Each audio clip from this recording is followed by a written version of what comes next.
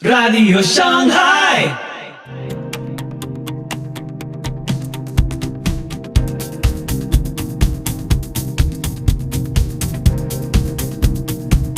Muy buenos días, muy buenas tardes, muy buenas noches. Soy Pipo Biglione. Muy bienvenidos a Radio Shanghai. Este es el episodio 399 de la séptima temporada. Hoy, Cristianismo para no cristianos con César Vidal. Conferencia sobre las raíces y las consecuencias culturales y políticas. Ahora también nos podés encontrar en YouTube, Telegram y TikTok. Podcast miembro de la Alianza Evangélica. Te invito a escuchar este episodio atentamente. Soli Deo Gloria.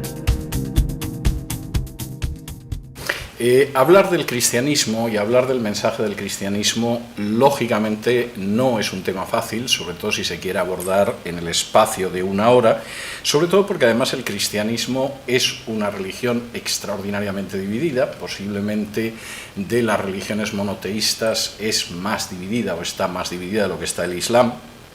En las últimas décadas el judaísmo ha hecho bastante también por llegar a un grado parecido de división, pero no llega realmente a tanto. Y sobre todo tengo que decir, y esto es importante para mí, que hago un análisis fundamentalmente histórico, que la manera en que muchos contemplan el cristianismo tiene bastante poco que ver con lo que era el mensaje del cristianismo primitivo. Yo soy de los que creen, aunque esto parece una obviedad, temo que vamos a ver que no es tan obvio, que cree que realmente el cristianismo es la predicación de Jesús. El resto son desarrollos posteriores más o menos cercanos a esa predicación de Jesús. Y lo que voy a intentar en los próximos minutos es dar una visión panorámica de lo que fue el mensaje, de lo que fue la predicación, de lo que fue la enseñanza de Jesús. Por supuesto, al ser una exposición a vuelo de pájaro quedarán muchos cabos sueltos, pero creo que vamos a tener un tiempo después para preguntas, comentarios, etcétera, y espero que podamos anudar algunos de ellos.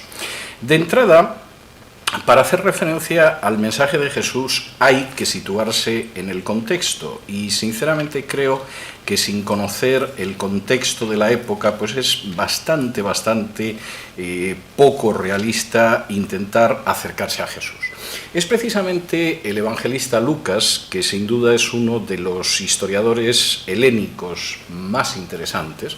De hecho, sobre todo a partir de la obra arqueológica de William Ramsay a finales del siglo XIX, Lucas quedó enormemente revalorizado. Para sorpresa del agnóstico Ramsay, Lucas era mucho más cuidadoso a la hora de utilizar la terminología oficial de lo que eran, por ejemplo, los historiadores romanos Suetonio y Tácito, y una de las grandes sorpresas en sus excavaciones arqueológicas en Asia Menor por parte de Ramsay era la exactitud de Lucas. Lucas es un personaje que suele dar referencias históricas para ubicar los hechos, pero que no son referencias que simplemente tienen el valor enciclopédico, es decir, vamos a enterarnos de cuándo sucedía esto, sino que provocan un contexto que es interesante. Por ejemplo, en el capítulo 3 de su Evangelio, cuando él está hablando del contexto en el que Jesús empieza a predicar, dice lo siguiente: en el año 15 del imperio de Tiberio César, siendo gobernador de Judea Poncio Pilato, y Herodes tetrarca de Galilea, y su hermano Felipe tetrarca de Iturea y de la provincia de Traconite, y Lisanias tetrarca de Abilinia, y siendo sumos sacerdotes Anás y Caifás. Bien, a partir de ahí comienza la historia. La descripción que hace desde el principio Lucas es enormemente interesante. El mundo en el que él vive es un mundo políticamente piramidal. En la cúspide de la pirámide hay un emperador que era Tiberio César. Este es un personaje muy interesante, aparte de tener una madre envenenadora que fue quitando de en medio a todos los posibles rivales de su hijo hasta que su hijo se sentó en el trono imperial. A esas alturas, en el año 15, Tiberio era un hombre ya aburrido de las perversiones normales. Las mujeres habían dejado de interesarle hacía mucho tiempo. Los hombres le aburrían desde hacía bastante tiempo y en su retiro en Capri en realidad lo que le gustaba era abusar de niños. Por lo que conocemos por ciertos autores, Tiberio tenía una especie de cohorte infantil a la que llamaba los pececillos, de los que le gustaba abusar, sobre todo cuando se bañaba en la piscina. Porque ya después de década y media de estar gobernando en Roma, era mucho mejor irse a vivir a Capri, tener delante la bahía de Nápoles y abusar de criaturas que no podían defenderse. De modo que es verdad que los imperios tienen cosas muy buenas, generalmente que los enemigos del imperio suelen ser todavía peores que los imperios, pero el primer personaje de ese fresco histórico en el que empieza la predicación de Jesús es un perverso sexual que ha confiado a uno de sus validos, llamado Sejano, el gobierno del imperio. El segundo escalón es un escalón enormemente interesante, porque es el gobernador de Judea, y el gobernador de Judea era un personaje que se llamaba Poncio Pilato. Poncio Pilato es un personaje que la inmensa mayoría de la gente conoce fundamentalmente por el relato de la pasión de Jesús, pero es un personaje que conocemos por otras fuentes. Aparece, por ejemplo, en el Talmud, generalmente con seudónimo y conocido como el ladrón, lo cual ya es una forma de definir al gobernador, al representante del imperio en la zona. Y, por ejemplo, en las referencias que aparecen en las obras de Flavio Josefo, el personaje de Pilato es enormemente interesante. A Pilato le interesaban fundamentalmente dos cosas: que la gente no se moviera y que pagara los impuestos. A partir de lo cual, el resto de lo que pudiera suceder le era indiferente. Y, por supuesto, cuando en algunas ocasiones pensaba que podía haber algún brote de malestar popular, Pilato utilizaba lo que ahora llamaríamos operaciones de falsa bandera. Algunos de sus agentes se disfrazaban de judíos, se metían entre la multitud judía, empezaban a dar puñaladas, provocaban el terror y los judíos estaban quietos un par de años como mínimo y no molestaban mucho, porque en medio de una fiesta religiosa, de pronto un agente provocador pues te podía dar una cuchillada que no era algo agradable. En última instancia, el retrato que aparece en los evangelios de personaje al que la justicia le importa poco, pero lo que no quiere es que haya lío en la zona de su gobierno, encaja mucho con lo que conocemos de Pilato. El siguiente escalón es un escalón todavía más interesante, si ustedes me lo permiten. Después del imperio, después del representante del imperio, curiosamente los políticos locales que aparecen son varios. Hay un tetrarca de Galilea, que era Herodes, tenía un hermano que era tetrarca de Iturea, que se llamaba Felipe, y luego había otro que, estaba en Iturea y en Traconítide, y luego estaba Lisanias, que era tetrarca de Abilinia. Esto es algo muy divertido, porque los romanos habían tenido durante años como rey de la zona a un personaje que se llamaba Herodes. Herodes no era de origen judío, era idumeo, se había convertido al judaísmo y de hecho había ampliado el templo de Jerusalén, y Herodes era un personaje sin ningún tipo de escrúpulo moral. Seguramente hoy en día se diría que era un psicópata, es decir, la persona absolutamente indiferente ante el dolor que causa, pero desde luego muy centrado en mantener el poder. Durante años Herodes siempre empezó las guerras civiles de Roma en el bando perdedor y siempre las acabó en el bando ganador. Y por supuesto siempre convencía al ganador de que le interesaba mantenerle en el poder. Y lo conseguía. Herodes era un personaje evidentemente eficaz, si se quiere cruel, sin escrúpulos, sanguinario, pero muy eficaz, y por lo tanto los romanos le apreciaban. No estaban engañados con Herodes. El emperador Octavio decía, haciendo un juego de palabras en griego, que era mejor ser el cerdo que el hijo de Herodes, porque evidentemente el cerdo de Herodes, al ser judío, sobreviviría y a los hijos ocasionalmente los degollaba, de modo que, puesto a escoger entre ser el cerdo de Herodes o el hijo, pues haciendo un bonito juego de palabras que indica que Octavio era un hombre culto que dominaba el griego, era mucho mejor ser el cerdo que el hijo. Pero Herodes murió y sus hijos, que no eran mejores que él, sí eran notablemente más estúpidos que él. Con lo cual, evidentemente, llegaron a esa especie de combinación diabólica en la que se es malo y además tonto. Y Roma, para no tener problemas, decidió dividir en 4 el territorio de Herodes, por lo cual tenemos a 4 personajes, cada uno de ellos tetrarca, es decir, gobernador de un cuarto. Es curioso que Jesús, por ejemplo, refiriéndose a Herodes, el tetrarca de Galilea, en un pasaje de los evangelios lo llama zorra, no en el sentido de que pensara que era una mujer de dudosa honestidad, sino en el sentido de que era un personaje que no podía desear ser un león como su padre. Su padre podía ser sanguinario, podía ser un canalla, podía ser cruel, pero era un personaje de inteligencia. Los hijos eran estúpidos y además corruptos y carentes de escrúpulos morales. Y cuando uno llega a esta parte de la descripción, uno está esperando que los contemporáneos de Jesús tuvieran algún tipo de consuelo. Es decir, ya sabemos que era un degenerado el emperador, sabemos que el representante del emperador era un personaje sin ningún tipo de escrúpulos. Si tenía que matar simplemente para que la gente estuviera más tranquila en su casa, no tenía ningún tipo de freno moral. Por supuesto, los gobernantes locales eran corruptos y además estúpidos, y uno pensaría que al menos, y esto ha sucedido históricamente, existiera algún tipo de consuelo en la religión. Sin embargo, Lucas aquí hace una referencia que suena muy curiosa, porque dice, siendo sumos sacerdotes Anás y Caifás. El sumo sacerdote era uno solo, y cuando uno lee la referencia de Lucas, uno piensa, esto tiene que ser un error, ¿cómo va a haber dos sumos sacerdotes a la vez? Pero no, Lucas está dando una realidad histórica que es muy interesante. En realidad, durante años siempre hubo dos sumos sacerdotes. El oficial, por ejemplo Caifás, y el real, que era su suegro Anás. De modo que fuera quien fuera el sumo sacerdote, a veces lo era Anás, a veces era otro familiar, a veces lo era su yerno Caifás, verdaderamente el sumo sacerdote siempre era Anás, y luego había otro. Y cuando Jesús empezó, el oficial, el titular, era Caifás y el verdadero sumo sacerdote era Anás. De hecho, cuando a Jesús lo detengan y lo lleven ante el Sanedrín, lo pasarán antes por la casa de Anás, que teóricamente no tiene ningún tipo de cargo, que lo vea Caifás, que era el sumo sacerdote oficial.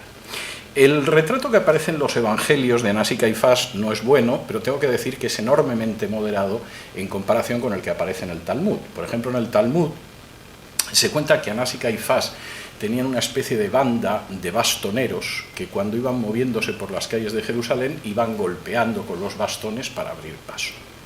Lo cual seguramente era algo, yo diría que seguramente muy práctico en un rush hour en las calles de la Jerusalén vieja, pero dice bastante cómo eran los sumos sacerdotes. Por utilizar palabras de Jesús, habían convertido la casa de oración, que era el templo, en una cueva de ladrones, y eso no solo aparece en los evangelios, aparece confirmado en otras fuentes. Y precisamente en ese contexto, y quiero insistir mucho en el contexto, es cuando Jesús empieza a predicar su mensaje. ¿Qué es lo que predica Jesús? Bueno, la predicación de Jesús aparece compendiada de manera telegramática, pero es en lo que yo me voy a detener, en unos versículos del capítulo primero del Evangelio de Marcos. Algunos piensan que el Evangelio de Marcos es el primero porque es el más breve. Yo personalmente estoy convencido de que casi con seguridad es el último Evangelio, pero en fin, esto es seguramente secundario y nos llevaría muy lejos. La predicación que recoge Marcos, y que voy a intentar desgranar para explicar qué era lo que anunciaba Jesús, dice así en Marcos capítulo 1 y versículos 14 y 15. Después que Juan fue encarcelado, una referencia a Juan el Bautista, Jesús vino a Galilea predicando el Evangelio del reino de Dios, diciendo: el tiempo se ha cumplido y el reino de Dios se ha acercado, arrepentíos y creed en el Evangelio. El mensaje de Jesús, que recoge Marcos aquí de manera muy breve, utiliza prácticamente solo un versículo, se basa en 4 afirmaciones. Y voy a intentar detenerme en estas 4 afirmaciones para mostrar un poco qué es precisamente lo que enseñaba Jesús. La primera referencia de la enseñanza de Jesús, y esto marca, yo diría que empieza a marcar la diferencia entre el cristianismo y otras visiones, es que el tiempo se ha cumplido.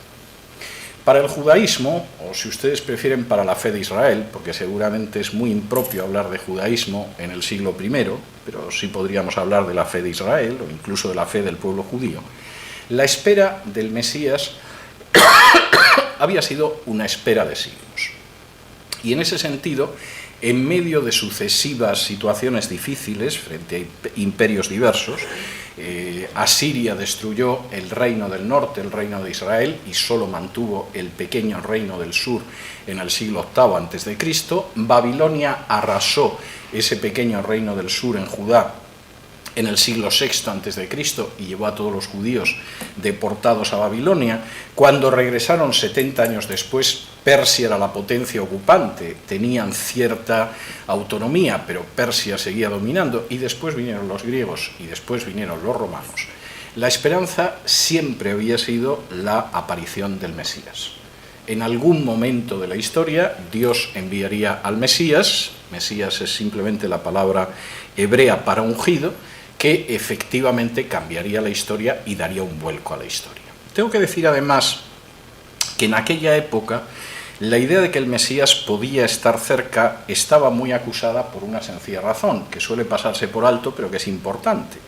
Y es que en el libro de Génesis, cuando el patriarca Jacob se dedica a bendecir a las 12 tribus de Israel, comenta que el cetro del Mesías, el cetro de Judá, no se le entregará al Mesías hasta un momento en que no lo tenga Judá, sino que lo tenga un extranjero.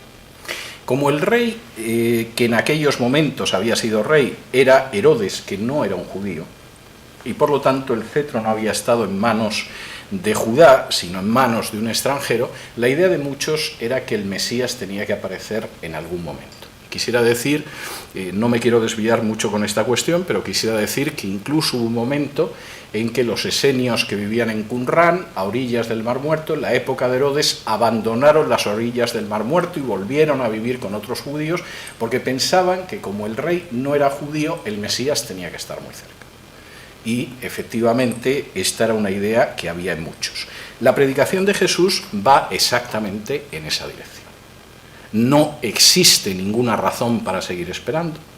La esperanza que se ha alargado a lo largo de los siglos es una esperanza que se va a realizar y el tiempo efectivamente se ha cumplido, lo cual es una afirmación que seguramente para mucha gente hoy en día puede resultar peregrina, pero evidentemente para un judío del siglo I era enormemente importante. El anuncio es que efectivamente lo que se ha esperado durante siglos ya está aquí, esto se ha cumplido. Segunda cuestión, que no es menos importante, el reino de Dios se ha acercado. Ahora, en términos históricos, el reino de Dios, que es enormemente importante en la predicación de Jesús, la mayoría de las parábolas de Jesús tienen que ver con el reino de Dios. Jesús utiliza solo 2 veces la palabra iglesia en 4 evangelios. No se puede decir que le preocupara mucho el tema, y las 2 veces que aparece además en el evangelio de Mateo no parece que sea algo muy parecido a lo que históricamente se ha conocido como iglesia.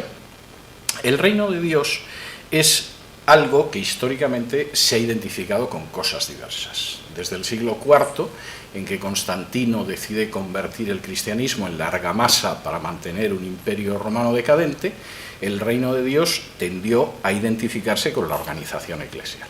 Y eso, por supuesto, dio como consecuencia episodios poco ejemplares, como pudieron ser las cruzadas, como pudo ser la Inquisición, o incluso fenómenos teológicos recientes como la teología de la liberación, donde se supone pues, que el proceso revolucionario en Nicaragua, por ejemplo, era una fase en el avance del reino de Dios. Esta identificación de una meta política con el reino de Dios se ha dado históricamente y, sinceramente, no tiene nada que ver con la enseñanza de Jesús. Por el contrario, hay otras personas que han proyectado el reino de Dios hacia el futuro. El reino de Dios va a ser algo que acabará sucediendo al final de la historia y que implicará un nuevo orden mundial y una situación distinta. La predicación de Jesús no tiene nada que ver con eso. El reino de Dios, que la anuncia como algo que se ha acercado, es que existe la posibilidad de entrar en un ámbito donde el rey es Dios, donde las relaciones entre las personas son distintas, donde el verdadero soberano es el Dios único, el Dios de Israel, y por lo tanto eso implica una forma de vida totalmente distinta. Y en este sentido las referencias son tremendas. Por ejemplo, cuando Jesús es llevado ante Pilato y Pilato le pregunta si es rey, la respuesta de Jesús es: mi reino no es de este mundo, y si mi reino fuera de este mundo, mis seguidores hubieran combatido para impedir que tú me detuvieras. Pero mi reino no es de este mundo, es un reino totalmente distinto. Y además, para terminarlo de arreglar, ese reino es un reino que de alguna manera solamente pueden entrar en él aquellos que son conscientes de que no se lo merecen. Jesús utiliza infinidad de referencias, de símiles, de metáforas para hablar del reino. A veces habla de el banquete de una boda, a veces habla de una gran comida, a veces habla de una celebración. En fin, todas las referencias son referencias, yo diría, que gozosas y alegres. A veces es un tesoro que se ha encontrado, a veces es un comerciante en perlas que encuentra una perla de especial valor, pero fundamentalmente la idea es que en ese reino, curiosamente, solo pueden entrar aquellos que se dan cuenta de que no deberían entrar, que no son dignos de entrar, que no merecen entrar. Quisiera detenerme en un pasaje, posiblemente es la parábola más conocida de Jesús, tan conocida que se han dedicado a ponerle un título más que equivocado, donde Jesús pretende mostrar esta dicotomía en el sentido de cómo finalmente en el reino entran aquellos que reconocen que no deberían, mientras que se privan de entrar en la fiesta aquellos que por el contrario piensan que están cargados de méritos y de cualidades que les deberían franquear la puerta. La parábola es una parábola, insisto, cuyo título es muy erróneo, la manera en que lo denominan los comentaristas, porque se suele conocer como la parábola del hijo pródigo, cuando en realidad la parábola debería llamarse la parábola del buen padre o la parábola de los dos hijos. Es más, el texto en el que voy a detenerme en los próximos minutos es un texto donde se puede ver cómo la historia que cuenta Jesús está dividida en dos actos. Y además los dos actos acaban con las mismas palabras y muestran la actitud de dos personajes distintos. El texto, en esta traducción que tengo aquí, dice así. También dijo: un hombre tenía dos hijos, y el menor de ellos dijo a su padre: «Padre, dame la parte de los bienes que me corresponde», y les repartió los bienes.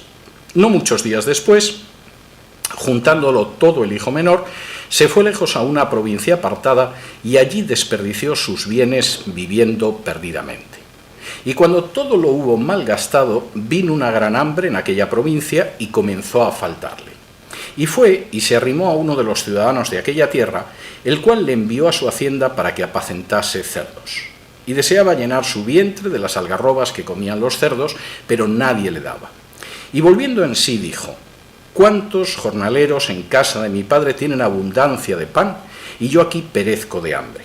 Me levantaré e iré a mi padre y le diré: Padre, he pecado contra el cielo y contra ti, ya no soy digno de ser llamado tu hijo, hazme como a uno de tus jornaleros». Y levantándose vino a su padre, y cuando aún estaba lejos lo vio su padre, y fue movido a misericordia, y corrió y se echó sobre su cuello y le besó. Y el hijo le dijo: Padre, he pecado contra el cielo y contra ti, ya no soy digno de ser llamado tu hijo. Pero el padre dijo a sus siervos: Sacad el mejor vestido y vestidle, y poned un anillo en su mano y calzado en sus pies, y traed el becerro gordo y matadlo, y comamos y hagamos fiesta, porque este mi hijo muerto era ya revivido, se había perdido y es hallado. Y comenzaron a regocijarse. Y su hijo mayor estaba en el campo, y cuando vino y llegó cerca de la casa oyó la música y las danzas. Y llamando a uno de los criados le preguntó qué era aquello. Él le dijo: tu hermano ha venido, y tu padre ha hecho matar el becerro gordo por haberle recibido bueno y sano. Entonces se enojó y no quería entrar. Salió por tanto su padre y le rogaba que entrasen, mas él, respondiendo, dijo al padre: He aquí, tantos años te sirvo, no habiéndote desobedecido jamás, y nunca me has dado ni un cabrito para gozarme con mis amigos. Pero cuando vino este tu hijo, que ha consumido tus bienes con rameras, has hecho matar para él el becerro gordo. Él entonces le dijo: Hijo, tú siempre estás conmigo y todas mis cosas son tuyas. Mas era necesario hacer fiesta y regocijarnos, porque este tu hermano era muerto y ha revivido, se había perdido y es allá. La historia que cuenta Jesús es bastante interesante. Un padre tenía dos hijos. Y el hijo pequeño, que parece ser que estaba bastante cansado de vivir en el campo, cosa que se puede entender, el campo tiene sus ventajas, pero a veces puede resultar demasiado asfixiante para un espíritu inquieto, le pidió al padre que le diera su parte de la herencia. Y el padre, que parece que era un buen padre, aceptó darle la parte de la herencia y el hijo se marchó enseguida. Y por supuesto, cuando uno es joven y tiene dinero, la vida es bastante agradable. Es más, si llegas a un país extranjero y llegas con dinero, te ven bien. No eres un inmigrante desagradable, eres una persona simpática, de otra cultura. Es ideal poder confraternizar contigo y sobre todo divertirse en las fiestas contigo. Es algo estupendo, todo el mundo lo sabe. No conozco a nadie que sea racista contra los jeques árabes. Puede que contra la gente que viene de Siria sí, pero contra un príncipe de Arabia Saudí es muy difícil. Y podría multiplicar los ejemplos en multitud de ocasiones. Por supuesto, los espaldas mojadas de México pueden ser gente contra los que algunos tengan reticencia. Es dudoso que la gente que en un momento determinado son magnates mexicanos y llegan a Estados Unidos y quizás se establecen en Miami se encuentren con ese tipo de reticencias. Y efectivamente, si eres joven y tienes dinero y llegas a otra sociedad, por regla general te reciben bien. Pero, por desgracia para el pobre muchacho, el dinero lo empezó a gastar, según dice aquí Lucas, versículo 13 del capítulo 15, de manera perdida. Cuando Lucas dice perdido, el texto griego está hablando simplemente de una manera irracional. No quiere decir que se dedicara a gastarlo en malas cosas o en vicios, sino que simplemente gastó a tontas y a locas, como diríamos en España. Y se quedó sin dinero. Y además vino una crisis económica. Y siempre que hay una crisis económica, generalmente no se ve bien a los extranjeros. Porque de pronto el extranjero deja de ser esa persona agradable que nos invita a comer a casa para convertirse en la persona que hace peligrar nuestro puesto de trabajo. Y el pobre muchacho se encontró fuera de su casa, sin dinero, en medio de una crisis económica, y de hecho la cosa estaba tan mal que, a pesar de ser judío, aceptó un trabajo tan bajo como el dar de comer a un animal impuro como era el cerdo. Trabajar trabajaba, pero por lo que cuenta el relato de Jesús no le debía de ir muy bien, porque cuando le daba de comer al cerdo, a él le hubiera gustado comer lo que comía el cerdo. De modo que no parece que efectivamente le fuera muy bien la vida, no solo por el trabajo, que podía ser bajo, servil y cuestionar sus principios religiosos, sino fundamentalmente porque seguía pasando un hambre atroz. Y entonces en el muchacho se produjo algo curioso. Como dice aquí, y es muy interesante la palabra en griego, de pronto el muchacho volvió en sí. La palabra es una palabra interesante en el texto griego porque es la idea de una persona que ha llevado una vida muy equivocada y de pronto un día se para a reflexionar y dice: Dios mío, ¿cómo es posible que esté llevando esta existencia? Y el chico dijo: se me ha acabado el dinero, aquí no me quiere nadie, el único trabajo que he encontrado es miserable y además me muero de hambre, me regreso a mi casa. Y además soy consciente de que no merezco regresar a mi casa. Mi padre tiene muchos empleados, los empleados se hartan de comer con mi padre, no les pasa como aquí, pero yo voy a ir a ver a mi padre y le voy a decir: mira, yo soy consciente de que no soy digno de ser llamado hijo tuyo, vamos, con que me conviertas en uno de tus jornaleros me conformo porque no me lo merezco. Y el muchacho empezó a regresar hacia su casa, seguramente me temo que a pie, y andando desde el territorio de lo que ahora es Siria, seguramente, o Líbano, acabó llegando a la tierra de Israel. Y cuando estaba cerca de la casa de su padre, de pronto su padre lo vio a lo lejos. A veces me pregunto, cuando leo y releo esta parábola de Jesús, si el padre no salía todas las tardes al acabar el día fuera de la casa y miraba al horizonte a ver si ese hijo que se había ido con el dinero y de que él no había vuelto a saber nada, regresaba. Y de pronto aquella tarde vio que efectivamente aquel puntito que se veía a lo lejos era su hijo. Y aunque el padre también era consciente de que el hijo no se había portado bien, echó a correr hacia el hijo. Y el hijo, que tenía preparado un discurso de lo que le iba a decir al padre: Padre, he pecado contra el cielo y contra ti, no soy digno de ser llamado tu hijo, hazme como uno de tus jornaleros, colócame en casa, etc. No llegó a colocarle el discurso al hijo, empezó a decir al padre, empezó a colocarle la primera historia: padre, no sé qué, pero según cuenta Jesús, inmediatamente el padre lo detuvo a mitad del speech y dijo: vamos a celebrar una fiesta. Porque no me engaño, mi hijo estaba muerto. Yo perdí a mi hijo seguramente no el día que salió por esa puerta, sino el día que decidió que enganchaba el dinero, y se marchaba de casa. Pero mi hijo ha vuelto a la vida en estos momentos, de modo que vamos a celebrar una fiesta. Traed el becerro gordo, matadlo, comamos, hagamos fiesta, que haya música, versículo 24, por una sencilla razón, porque mi hijo estaba muerto y ha revivido, se había perdido y es hallado, y todos se alegraron. Fin del primer acto.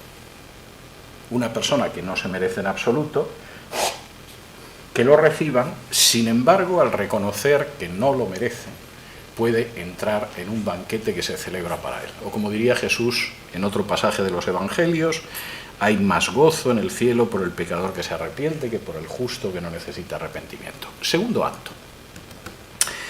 El hijo mayor regresó del campo, escuchó la música y la danza, se temió lo peor y llamó a un criado para que el criado le explicara qué demonios estaba sucediendo en casa. Y el criado le dijo, bueno, tu hermano ha vuelto, tu padre, bueno, se ha puesto como loco, lo estamos celebrando, tenemos un banquete, hacía siglos que no teníamos un banquete así en casa. Y el hijo mayor dice, pues no seré yo quien entre en ese banquete. Y el padre salió y le dijo, pero bueno, ¿por qué no quieres entrar? Y el otro le dice, mira, viene yo llevo aquí toda la vida trabajando, no te he desobedecido nunca, siempre me he portado bien, nunca me has dado nada, papá, eres un tacaño. Y viene el miserable de mi hermano y le organizas una fiesta, no seré yo quien entre en la fiesta. Además, seguramente hasta se ha gastado el dinero con rameras. A mí siempre me ha llamado la atención cómo el hijo mayor obtuvo esta información. Siempre he pensado que es en lo que él se hubiera gastado el dinero de haber tenido el valor del hijo pequeño, pero en cualquiera de los casos es de lo que acusó a su hermano. Y el padre le dice algo tremendo. Si tú también puedes participar del banquete. Y tenemos que alegrarnos. Porque tu hermano estaba muerto y ha vuelto a la vida. Estaba perdido y ha sido hallado. Las mismas palabras con las que acaba el primer acto, acaba el segundo. En el reino, curiosamente, no entran aquellos que creen que están cargados de merecimientos, sino aquellos que saben perfectamente que no se lo merecen. Y en ese sentido, las parábolas de Jesús son tremendas. Me detendré luego en otra parábola también en este sentido, pero las parábolas de Jesús son tremendas. Hubo un hijo que era consciente de cómo era, que decidió volver, que se encomendó a la misericordia de su padre y su padre celebró un banquete. Y hubo otro que pensó que era tan bueno, tan digno, que aquello era ofensivo y se quedó fuera de la fiesta. Desde luego hubo alguien que comió, se alegró y danzó esa noche. No fue el hijo que consideraba que estaba en una situación de extraordinaria superioridad moral. El reino de Dios se ha acercado, pero curiosamente en ese reino de Dios solo entran aquellos que son conscientes de que no se merecen entrar. Y es algo tremendo, porque como dice Jesús al final del Sermón del Monte, y lo dice además cuando está hablando de la situación en la que la gente siente ansiedad por las cuestiones materiales, como él dice al final en el capítulo 6 y versículo 33, buscad primeramente el reino de Dios y su justicia, y todo lo demás os será añadido. La meta fundamental del ser humano es buscar el reino de Dios y su justicia, aprovechar que puede entrar en el banquete no porque se lo merezca, sino precisamente a pesar de que no se lo merece, y eso forma parte de la predicación de Jesús. El tercer aspecto de la predicación de Jesús no es menos interesante. En la versión que yo estoy utilizando aquí en español, el término que aparece es arrepentíos, en otras aparece convertíos. En cualquiera de los casos, el término, tanto en hebreo como en griego, es enormemente interesante. En el caso del hebreo, es el llamamiento clásico de los profetas, que es volveos, shub, o si quieren utilizar el sustantivo teshuva. Jesús está diciendo volveos. Y parte de algo que es enormemente interesante. Es una imagen que efectivamente los profetas de Israel habían utilizado, que él va a utilizar y la van a utilizar otros personajes del Nuevo Testamento, pero que de alguna manera plantea la relación del ser humano con Dios en forma casi espacial. Si Dios está aquí, el ser humano se ha dado la vuelta y va caminando en la dirección opuesta. Y el mensaje de Jesús es: volveos, convertíos, arrepentíos. Estáis yendo exactamente en la mala dirección, colocaos en la dirección que os va a acercar a Dios. En griego la palabra no es menos interesante porque es metanoia, y metanoia implica un cambio de mentalidad que va de arriba abajo, desde la coronilla hasta la planta de los pies. Y por cierto es el término en forma verbal que aparece aquí en el Evangelio de Marcos. El tiempo se ha cumplido, se puede entrar en el reino de Dios, volveos hacia Dios porque no hay otra salida nada más que volverse hacia Dios. En uno de los pasajes sobre el que no tengo la sensación de que se predique mucho en las iglesias, pero es un pasaje cargado de contenido del Evangelio de Lucas, Jesús expresa esto en una clave política que se suele pasar por alto porque generalmente se desconoce el contexto histórico de los evangelios. Dice así en Lucas capítulo 13 y versículos del 1 en adelante. En este mismo tiempo estaban ahí algunos que le contaban acerca de los galileos cuya sangre Pilato había mezclado con los sacrificios de ellos. Respondiendo Jesús les dijo: ¿pensáis que estos galileos, porque padecieron tales cosas, eran más pecadores que todos los galileos? Os digo, no. Antes, si no os arrepentís, todos pereceréis igualmente. O aquellos 18 sobre los cuales cayó la torre en Siloé y los mató, ¿pensáis que eran más culpables que todos los hombres que habitan en Jerusalén? Os digo, no. Antes, si no os arrepentís, todos pereceréis igualmente. Los dos tipos de personas de los que habla Jesús son bastante interesantes. Los galileos, cuya sangre mezcló Pilato con la sangre de los sacrificios, era gente de Galilea, en general el sector de la tierra de Israel más contrario a los romanos. Cada 30-40 años tenían un alzamiento contra Roma. Y en un momento determinado un grupo de galileos bajó a Jerusalén y Pilato consideró que por si acaso iba a colocar a algunos de sus hombres entre los galileos y empezar a dar cuchilladas, con lo cual los galileos seguramente se iban a estar quietos. Y como dice aquí, la sangre de los sacrificios que iban a ofrecer los galileos se mezcló con su propia sangre derramada por Pilato. Y entonces alguien se lo dice, como señalando, claro, es que hay gente que está situada verdaderamente en un extremismo y en un radicalismo que al final Dios actúa, aunque sea por la mano de Pilato, para castigarlos. Y Jesús dice, mira, no os engañéis, si realmente no os volvéis a Dios, pereceréis exactamente igual que ellos. Pero quisiera decir algo también, no penséis que esto es simplemente una manera de disculpar a los que son partidarios de la revolución o algo parecido. En Siloé, los romanos empezaron a levantar una torre. Era una torre que tenía que sustentar una parte de un acueducto, porque el imperio generalmente hace cosas buenas. Es decir, hace carreteras, hace puentes, hace acueductos, etc., ¿no? Aunque solo sea para llevarse lo que hay en los países que explota, pues necesita unas ciertas infraestructuras. Y Pilato estaba construyendo su acueducto para traer agua a Jerusalén, y una parte del acueducto se apoyaba en la torre de Siloé, y en un momento determinado el ingeniero no calculó aquello bien, la torre se cayó sobre varios colaboracionistas romanos y los mató. Y seguramente alguien pensaba, si es que colaborando con Roma, la mano justa de Dios tenía que actuar. ¿Cómo no iba a castigar a gente que colaboraba con un sujeto indigno como Pilato? O como dirían los que estaban situados al otro extremo del espectro político, ¿cómo no iba la mano justísima de Dios a fulminar a la gente de Galilea, que lo único que quieren es subvertir el orden? Las palabras de Jesús son enormemente claras. No penséis que al final necesariamente eran peores que muchos de sus contemporáneos. Si estáis caminando de espaldas a Dios y si realmente no os volvéis, vuestro destino final no va a ser mejor que el de esta gente. Dios no hace acepción de personas sobre la base del sexo, la nacionalidad, las ideas políticas, el color de piel, la estatura, en fin, o demás tipo de separaciones que puedan pensar los seres humanos. Si no os volvéis, pereceréis igualmente. Y no deja de ser significativo que creo que en mi vida he oído predicar sobre este pasaje en ninguna iglesia de ninguna confesión.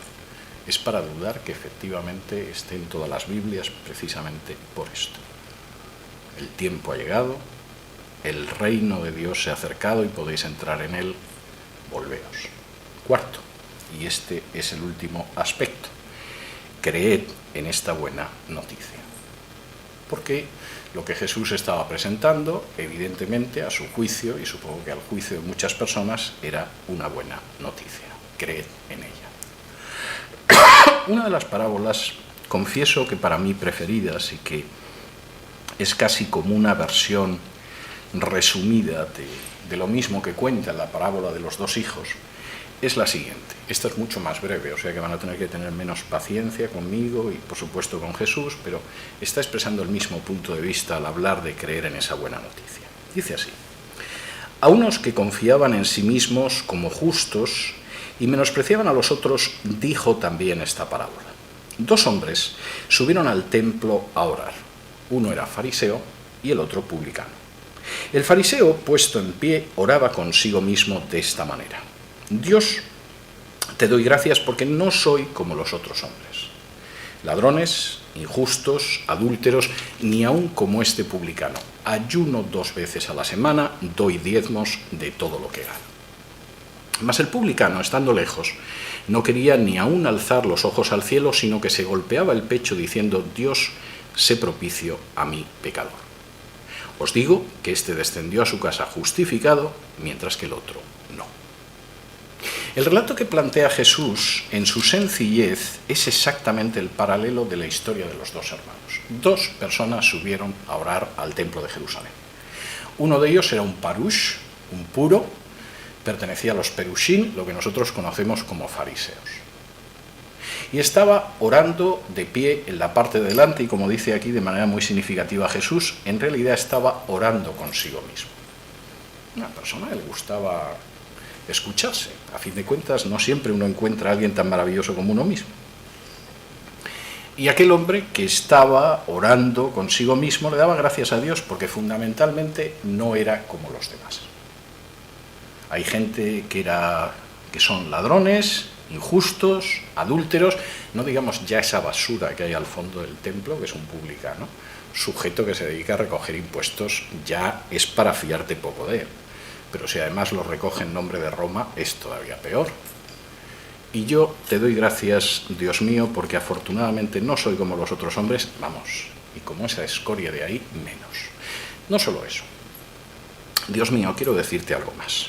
Yo no solamente es que hago lo que tengo que hacer, lo que ordena la Torá de Moisés, es que voy más allá de lo que ordena la Torá de Moisés.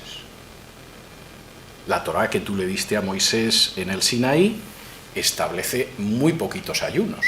Hay un ayuno el día de la expiación, en Yom Kippur, alguna ocasión. Yo ayuno 2 veces a la semana. Sé que tú, Dios mío, no has pedido tanto, pero yo ayuno 2 veces a la semana. El diezmo que establece la Torá es un diezmo trianual, que ya está bien. Bueno, yo diezmo de todo en todo momento. ¿Cuál era la actitud del publicano? El publicano, que estaba lejos, ni siquiera levantaba la vista, sino que decía: Dios, sé propicio a mí, pecador. Señor, yo soy un pecador y como no te compadezcas de mí, yo estoy absolutamente perdido. Y la enseñanza de Jesús es: este bajó justificado y el otro no.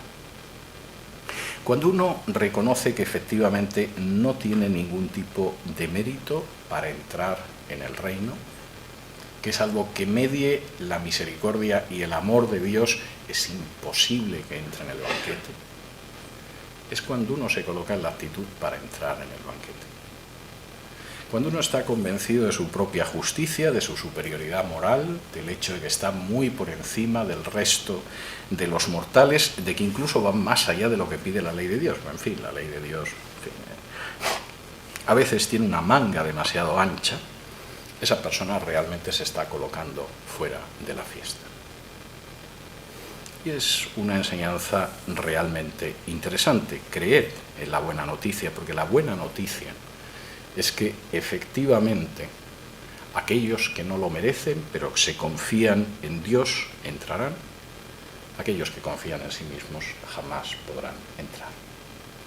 Y curiosamente, esto además Jesús lo predica al mismo tiempo que señala que aquellas personas que han entrado y que viven en el ámbito de la soberanía de Dios y que tienen una relación entre ellas que es distinta de la relación que tenían antes, también cambian la manera en que ven la vida, porque la ven tal y como la ve Jesús. En un pasaje enormemente interesante, narrado por Marcos, cuando Jesús desciende hacia Jerusalén y sus discípulos esperan que finalmente Jesús se proclame como Mesías, derribe a los romanos, limpie la impureza del templo y toda la simonía de los sumos sacerdotes y venga todo y por supuesto reparta carteras ministeriales entre ellos.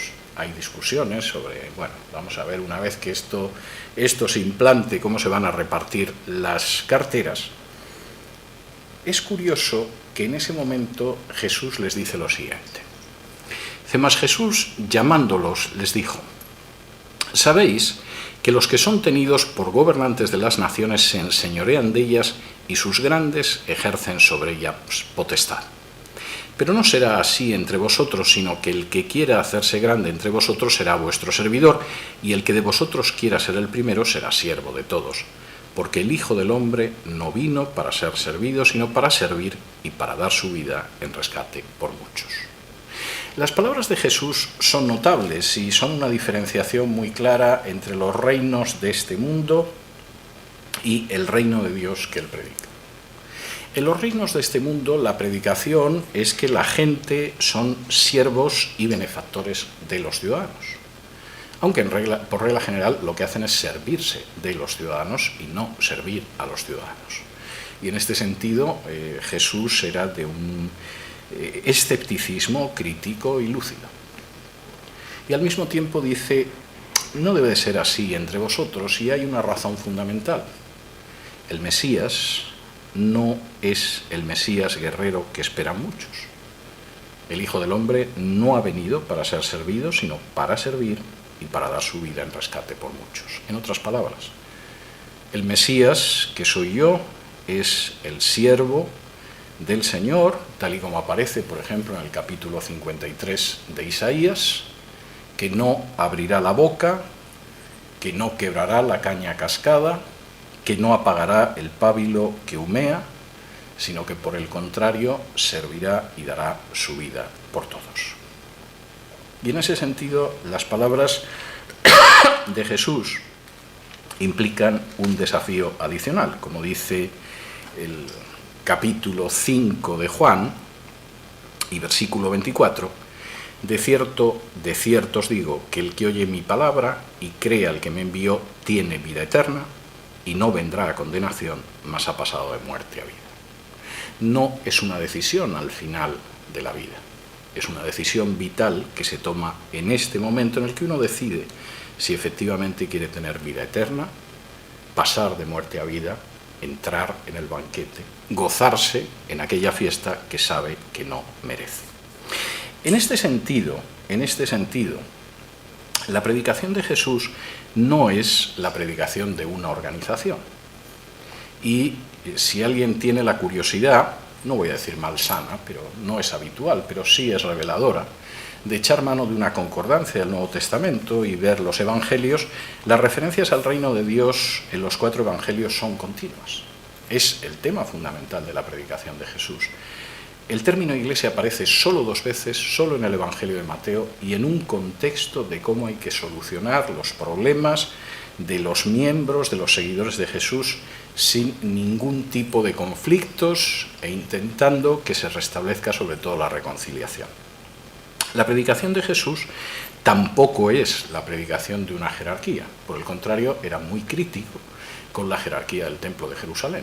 y en ese sentido yo creo que también cualquier lectura de los evangelios lo revela, y por supuesto no es la predicación de nuestros propios méritos ni de la manera de acumular puntos para llegar al cielo. Evidentemente soy consciente de que la predicación de Jesús no se parece mucho a muchas de las manifestaciones de lo que se denomina cristianismo, pero finalmente Jesús es bastante claro. Su mensaje no es el de entrar en una organización que garantiza la salvación eterna. No es el mensaje que habla de la práctica de una serie de ritos que supuestamente nos colocan en mejor situación con Dios. No es, todavía menos, es la idea de que las contribuciones económicas a determinadas causas eclesiásticas garantizan o allanan el camino hacia el cielo. No hay nada de esto en la predicación de Jesús. Y por el contrario, en la predicación de Jesús hay algo que me recuerda una de las conversaciones más divertidas del siglo XVI entre Erasmo de Rotterdam y el emperador Carlos V. Cuando en Alemania apareció un monje agustino que se llamaba Martín Lutero, que empezó a cuestionar primero todo el sistema de venta de la salvación a través de las indulgencias y después cómo el sistema católico se había corrompido durante la Edad Media, etc. Carlos V, que era muy joven y francamente la teología no era su fuerte, seducir damas, montar a caballo, eran cosas que se le daban mucho mejor, pero la teología no era su fuerte, llamó a Erasmo de Rotterdam, que era el humanista de la época, y le preguntó qué pensaba de ese frailecillo que se llamaba Lutero. Realmente tiene razón en lo que dice, está equivocado, es un hereje como pretende el Papa que lo ha excomulgado. ¿Qué hay, Erasmo? Tú que eres el que sabes, eres el intelectual de cabecera de la época, ¿qué piensas? Y Erasmo, que era un personaje que cuando algún rey lo quería llevar a su corte le enviaba un retrato suyo en el que se podía ver el tipo de ropa, de abrigos de piel y de vino que bebía, para que ya el rey supiera lo que le iba a costar reclutarle en su corte. Tenemos magníficos cuadros de Erasmo que no son nada más que un presupuesto, es decir, uno ya sabe los abrigos de piel, el tipo de brocado y hasta el vino y las plumas que utilizaba Erasmo, y eso a lo que cobraba, y si no, pues iba a otra corte. Miró a Carlos V y le dijo: Majestad, Lutero tiene razón en lo que dice, pero ha cometido dos grandes errores. Ha atacado la tiara de los obispos y la panza de los frailes. La panza de los frailes. Y, francamente, la respuesta de Erasmo era extraordinaria. Señor, en última instancia las discusiones teológicas no pasan solo por la teología, pasan por el poder eclesial o el poder religioso y por los intereses económicos. Y ahí Lutero no sabe el mundo en el que pisa. Podríamos añadir que tampoco Jesús lo sabía. O, si lo sabía, su juicio era muy distinto desde Erasmo. Resumiendo, y con esto les voy a liberar de mi exposición, el mensaje de Jesús era un mensaje enormemente directo. En primer lugar, afirmaba que todos tenemos que tomar una decisión y que esa decisión tenemos que tomarla ya. El tiempo ha llegado y ese tiempo en la vida de cada uno de nosotros nos exige que ahora mismo nos decidamos. La decisión es relativamente fácil de tomar si uno piensa en las ventajas y las desventajas, porque el reino que se consumará al final de la historia, como él cuenta en alguna de sus parábolas, la parábola de la red barredera o la del trigo y la cizaña, etcétera, etcétera, ese reino ya ha llegado y se puede entrar. Y ese reino implica una nueva relación con Dios, no basada en ritos, en ceremonias, en dogmas, en nuestros propios méritos, sino precisamente en reconocer que si fuera por nuestros méritos jamás nos invitarían al banquete. Como decía Groucho Marx, yo no entraría jamás en un club que me admitiera como miembro. Y hay mucho de la predicación de Jesús en esa afirmación de Groucho Marx. Es la invitación a un banquete en el que en justicia nunca deberíamos entrar. Y por supuesto es la invitación a volverse hacia Dios, a tener una nueva relación y a obtener la vida. Este mensaje, a mi juicio, sigue vigente a día de hoy. Y sobre todo, sigue vigente esa invitación que aparece en el capítulo 11 de Mateo, en la cual Jesús dice a todos: venid a mí los que estéis cansados y cargados, y yo os haré descansar. Muchísimas gracias.